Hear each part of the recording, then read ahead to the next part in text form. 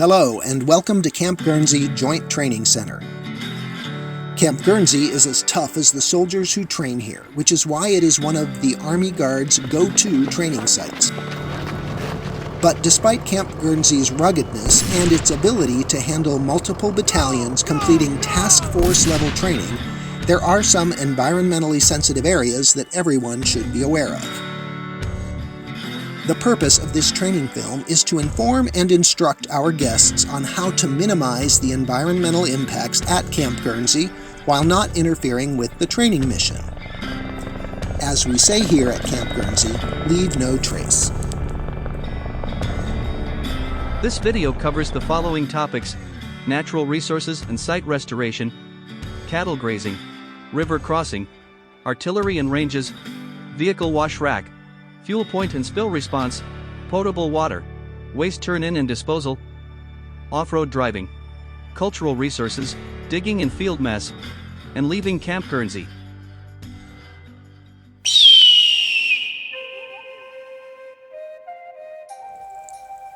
Camp Guernsey is rich with historical structures and artifacts. In fact, archaeologists have recorded over 1,300 archaeological sites on Camp Guernsey since the first surveys were conducted in the early 1990s. These sites include rock art or petroglyph sites, which feature designs and symbols carved into the rocks by Native Americans and European settlers for over 1,000 years. We're visiting a rock art site that has prehistoric as well as historic inscriptions. The prehistoric portion of this has a couple of figures from male fertility societies of Native Americans, and all around those are inscriptions from immigrants from the Oregon Trail, California Trail, as well as modern graffiti. So people have been coming to the site for thousands of years, and as you can see through time, it gets a little busy, and the integrity of the site is diminished each time someone inscribes something new on this rock art panel. For preservation, we would like, if you ever see these in the field, please feel free to look. Please do not touch, and definitely do not inscribe your own name or your own art onto the rock faces, please.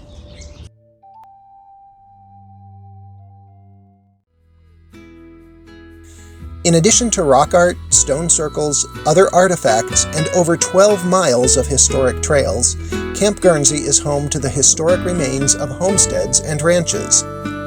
Some of these historic structures are not only quite old, but also in very poor condition. If you encounter one of these structures, enjoy from a distance. Do not use them for shelter, cover, or concealment.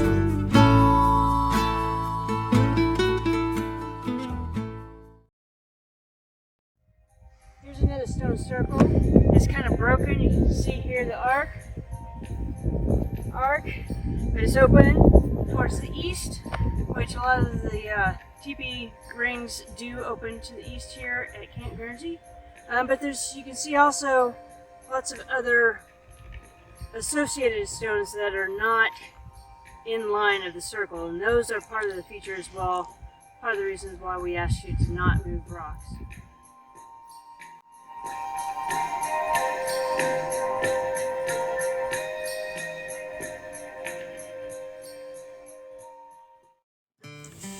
The Oregon, Mormon Pioneer, and California Trails all crossed Wyoming as part of the transcontinental migration of the 1840s, 50s, and 60s. Portions of these trails followed the North Platte River and can still be seen at Camp Guernsey and surrounding areas. In many areas at Camp Guernsey, the original rut marks are protected by hard covers. If you come across unprotected rut marks, please do not disturb. Enjoy them from a distance and allow future guests at Camp Guernsey the opportunity to take in our rich history.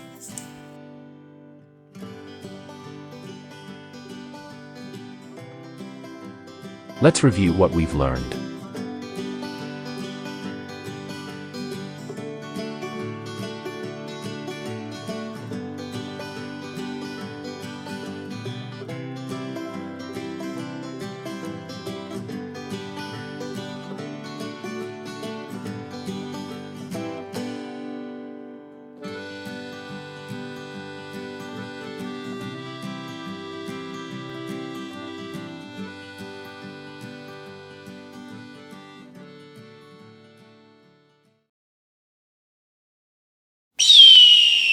River crossings have been part of our military tactics since General Washington crossed the icy waters of the Delaware to fight and win the Battle of Trenton. There are many things to consider when conducting river crossing training. The depth of the water, the width of the area to be crossed, current velocity, rocks and debris, and bank conditions are just a few factors that Washington likely contemplated while preparing for battle. It is also likely that the commander did not consider environmental impacts. We can be almost certain that soil erosion and disturbance of ecological habitats never crossed the general's mind, nor should they have. Environmental concerns are not exactly high on the priority list when fighting a real battle. But they do matter during training. So, when conducting a river crossing while at Camp Guernsey, take a minute and notice how it may impact the environment. Try to avoid soft areas where the land disturbance associated with the crossing could cause erosion.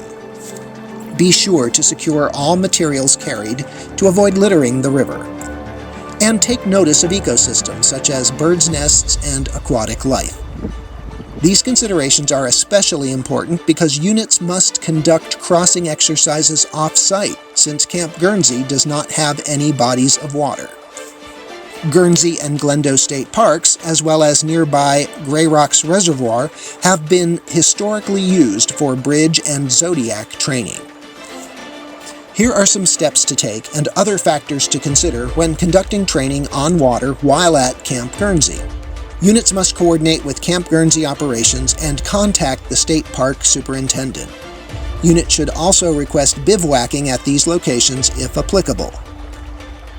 To access the North Platte River, which is on state parks land across from the cantonment at Gate 10, units must coordinate with Camp Guernsey operations and contact the state park superintendent.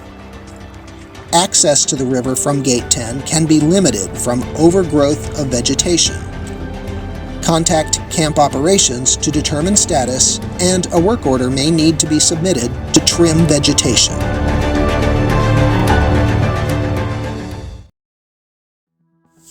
Another thing to remember when launching watercraft into local waters are aquatic invasive species, AIS, that may be attached to your boat.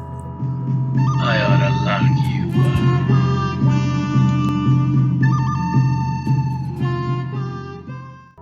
up. Aquatic invasive species are exotic or non-native aquatic organisms that have been determined to pose a significant threat to native aquatic species, resources, water supplies, and water infrastructure.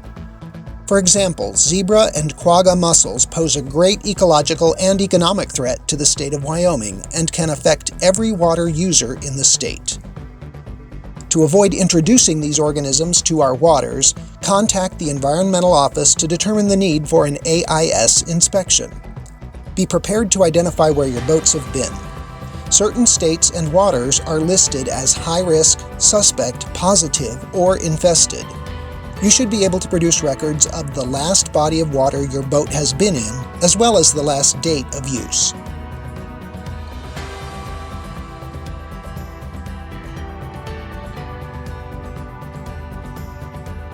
Be safe, have a successful crossing, and above all, leave no trace.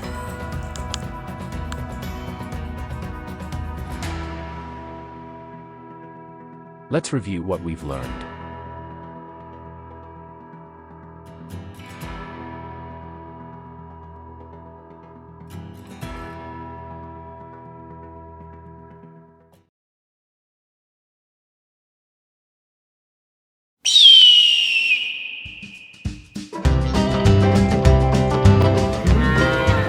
Cattle grazing occurs in both the north and south training areas.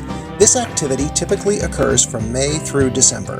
Coordinate with camp operations and the livestock grazing program manager if cattle will affect training activities.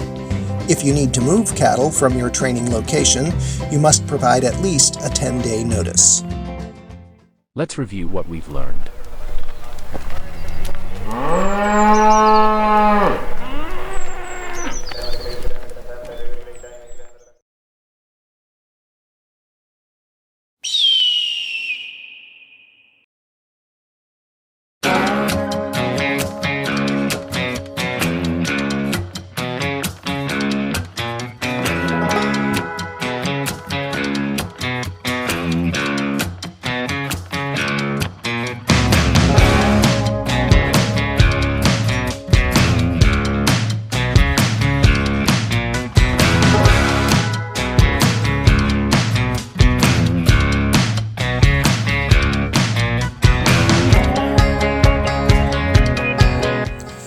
Seibert stakes are used to alert the off-road driver of the location of a no-drive area.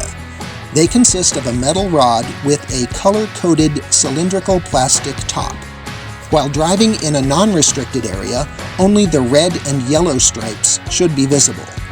If you can see the black stripe, you are in a no-drive zone and should immediately drive to the other side of the stake. So, if you are unsure whether you are in a no-drive zone, just remember this rhyme. If you can see black, go back.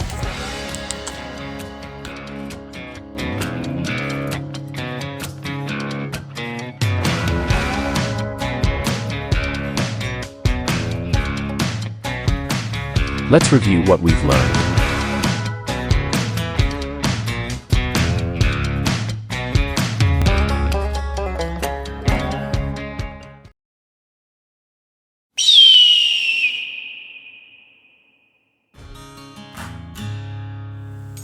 Camp Guernsey is home to many types of wildlife, vegetation, livestock, and water sources, which are all managed under Camp Guernsey's Integrated Natural Resources Management Plan, or INRAMP. The overall goal of the INRAMP is to maintain and improve the ecological integrity of the lands in Camp Guernsey in order to ensure that the maximum amount of land is available for quality training.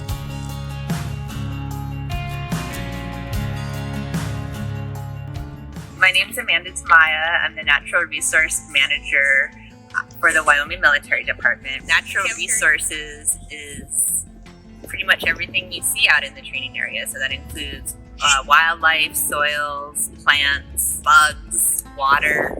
There's lots of laws that we use to manage natural resources. Some of them include the Migratory Bird Treaty Act, and so that prohibits anybody from harassing or killing a migratory bird or their nest. The other laws that we need to be thinking about is the Clean Water Act that is going to protect waterways, baby animals. So if you're here in late May and early June, elk and deer and pronghorn are having their babies at that time. And some of those restrictions are buffers around some bird nests, and those bird nests that we protect are usually the birds of prey, so raptors, so like eagles. Be respectful of the wildlife and both the flora and the fauna on the site. And if you see something that you have a question about, ask environmental about it.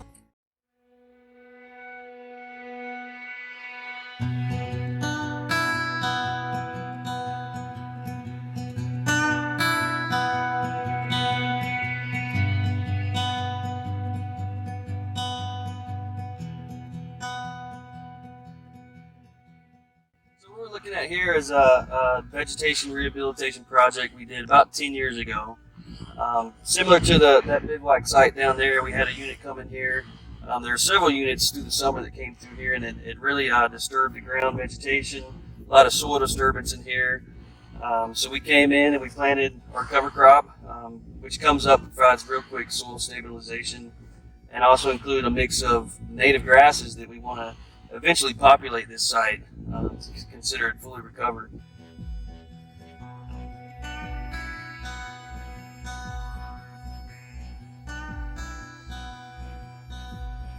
So what we see here is some disturbance from last year's training season. This disturbance is caused from tracked vehicles. It could have been like an armored personnel carrier, self-propelled howitzer, or an MLRS rocket launcher. We had all three of those out here last year. From our perspective here in ITAM, this is kind of one of the biggest causes of ground disturbance. We like to promote the idea of train how you fight how you train. I think it's great for the soldiers, the military trainers, to kind of understand the significance of this type of disturbance here. If we were to leave this with no rehabilitation, it could take 3 to 5, 10 years even for Mother Nature to kind of come in here and recover the ground. Our mission is basically to include principles of sustainability, incorporate the training mission, and really manage the land that's going to sustain the capabilities of the land to support the training mission at hand. The ITAM program involves land rehabilitation and maintenance, range and training land assessments, training requirement integration, and GIS. So we kind of take all those things and utilize them in the best way possible to kind of inform the military trainers on sustainability, inform them of the capability of the land to sustain those missions, and to do everything we can to promote sustainable military training operations. Let's review what we've learned.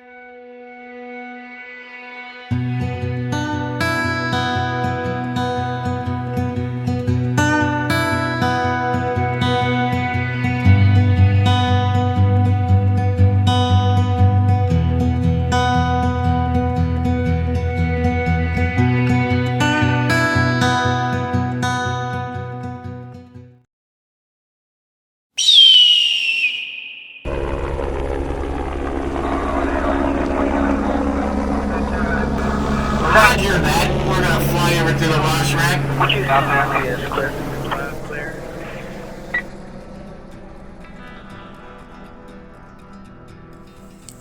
The wash rack is yours to use while at Camp Guernsey. Your unit commander should have already submitted a request through RIFMAS with the date and number of vehicles to be washed. The vehicle wash rack is located in the cantonment area at the intersection of Laramie Road and Bone Pile Road, just east of the airfield. It consists of 2 single-wide wash pads, a double-wide wash pad, a pump house, and 3 lagoons which circulate recycled water. Be sure to coordinate with the wash rack POC, who will meet you there and turn on the pumps.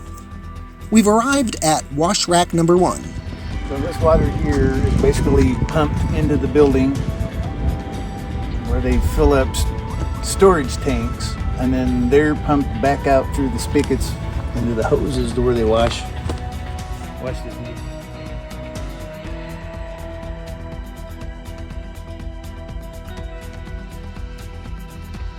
Now let's go over some do's and don'ts.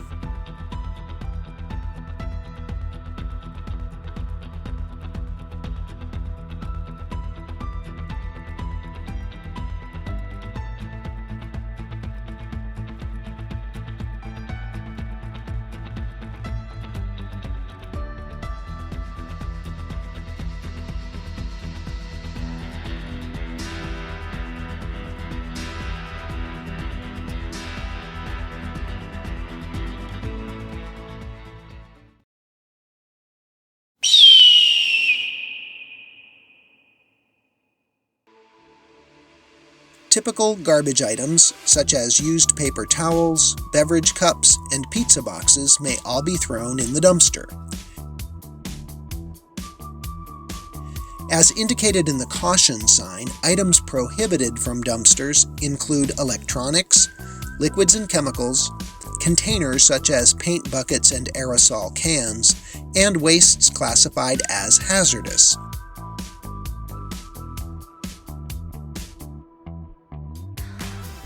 Unfortunately, we can't handle your medical waste. You are on your own with those items.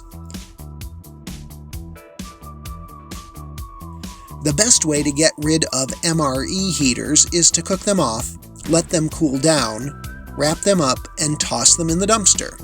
If not cooked off, they are hazardous waste due to reactivity. This is the USP and FO located in Building 13. The warehouse area where wastes may be turned in is around back. General hours are 7 to 4:30 Monday through Friday. It's always a good idea to call ahead.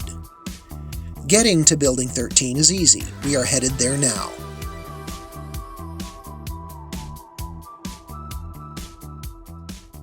The Wyoming Guards Environmental Compliance Manager is waiting for us. There he is now. It looks like he is ready to show us around. What types of waste can we turn in here that we can't just throw in the dumpster? So personnel, when they get ready to discard their hazardous materials, they bring them here to the warehouse. And from there, we accept like paint booth filters. We accept used fuels, used antifreeze. We accept aerosol cans, which we puncture.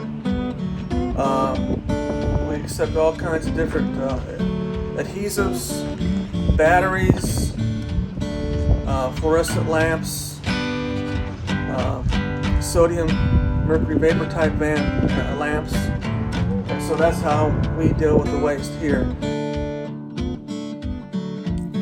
How should we handle our weapons cleaning waste? Materials contain a lot of lead in them, so they're considered hazardous waste. So they bring them here, we put them in a UN-rated drum. When the drum gets full, we cap it off, and then we send it off to be disposed of properly. Units turning in waste must also bring a completed tag Form 123 and the safety data sheet. This is all explained in further detail in Camp Guernsey's Hazardous Waste Management Plan, available online or from the Environmental Office. Let's review what we've learned.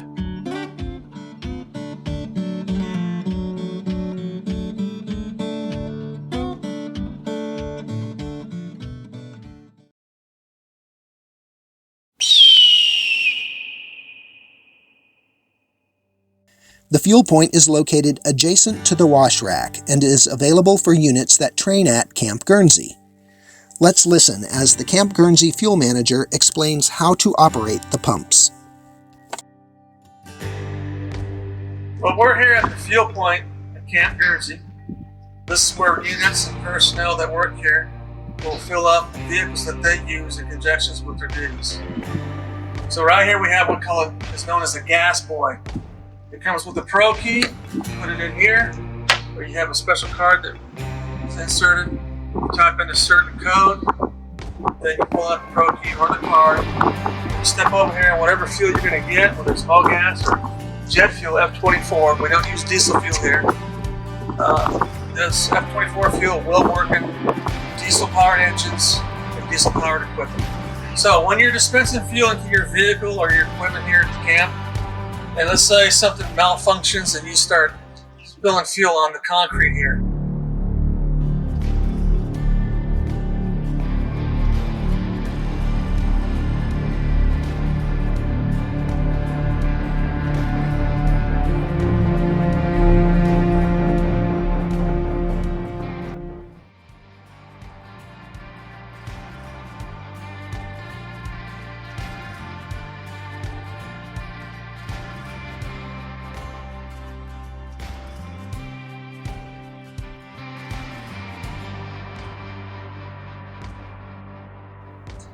All spills are reportable in the Wyoming Army National Guard if it's 1 quart or more. If it's less than 25 gallons, it's not reportable to the state unless the fuel hits the waters of the state. Units need to have serviceable spill kits on site at all times. The Environmental Office does have kits for units to sign out, but they are limited in supply. If you do need a spill kit, be sure to reserve the kit ahead of time. Make sure to have vehicle drip pans. Use them under parked vehicles, especially those with known leaks. Secondary containments for fuelers and emergency generators are available for no cost from the Environmental Office. But like spill kits, they are limited in supply, so reserve early. Let's review what we've learned.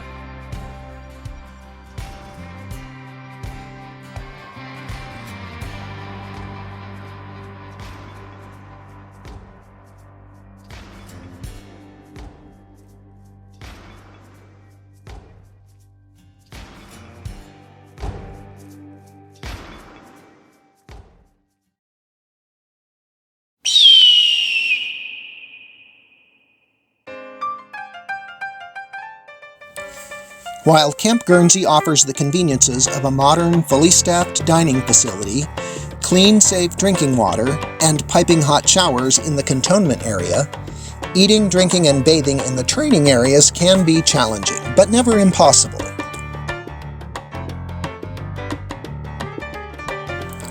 Camp Guernsey has multiple locations where troops can obtain fresh, potable drinking water.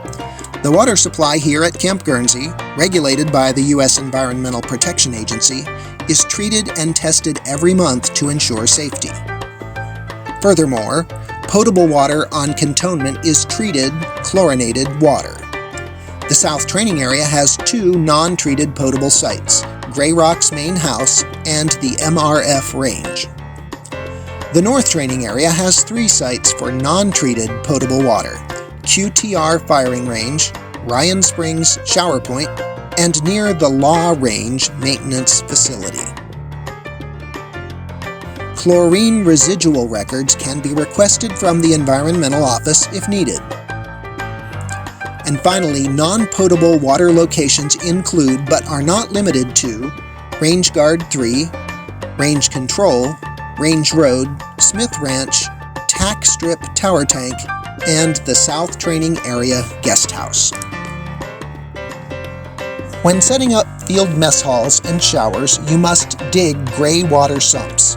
Here are some things to remember.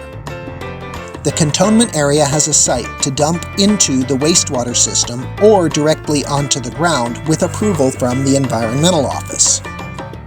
Units may either pump or drain gray water into a ground sump, or may contract out with a company that has gray water containments. However, gray water must be pumped out of these containments and disposed off-site or at a site approved by the Environmental Office. Only gray water is allowed in the sump, no food particles. Units that dig their own sumps must provide an 8-digit grid location for approval by the Environmental Office. Units must fill sumps with soil prior to site clearing and obtain sign-off from the Environmental Office. Let's review what we've learned.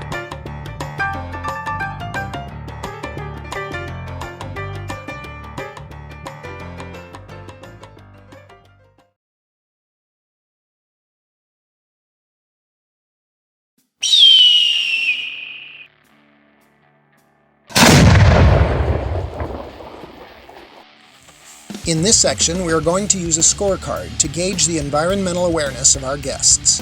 We have selected the artillery range because it is a high-profile activity with unique environmental impacts. We are fortunate here at Camp Guernsey to have a seasoned soldier who has been coming to Camp Guernsey for years. He is at the range now and will tell us how more than a decade of training here at Guernsey can sharpen one's environmental awareness. My name's Captain Luke Meyer. I'm the operations officer for 2300th Field Artillery Battalion, HIMARS Battalion for the Wyoming Army National Guard. The number one significant environmental impact at the Wyoming Guard is the potential for wildfires. What can you tell us about that?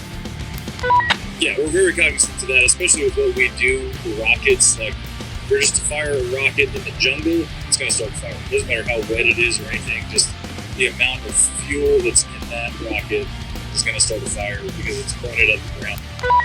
In your many years with the Guard and training at Camp Guernsey, what changes have you seen with respect to environmental awareness?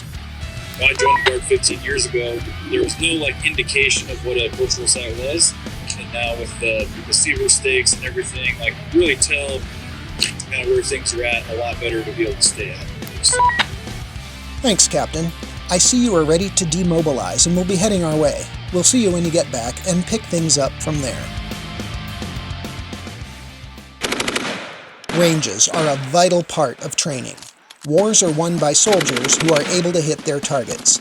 We invite all units to use our ranges from small arms all the way up to artillery. But units should also be aware of the environmental consequences from arms fire, especially artillery, which may even cause wildfires. In fact, wildfires are the Wyoming Army National Guard's most significant environmental impact. Let's go finish up with the environmental scorecard. Some of the things that we do when we're in Camp Guernsey, we try to be cognizant of cultural sites, try to be cognizant of the wildlife that's out here, the historic preservation that's out here for things like the Oregon Trail. Long time ago, 15 years ago, there wasn't a lot out here to tell us where not to be.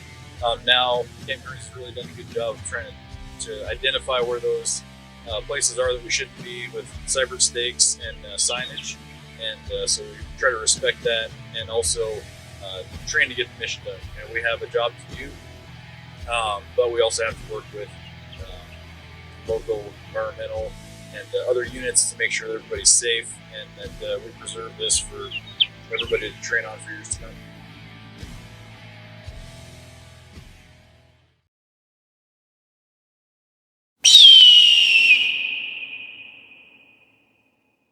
Leaving Camp Guernsey. All field units will be cleared before leaving Camp Guernsey. Schedule a day and time to clear occupied training and bivouac areas with environmental staff. Use Camp Guernsey's written environmental procedures as a guide to checking out.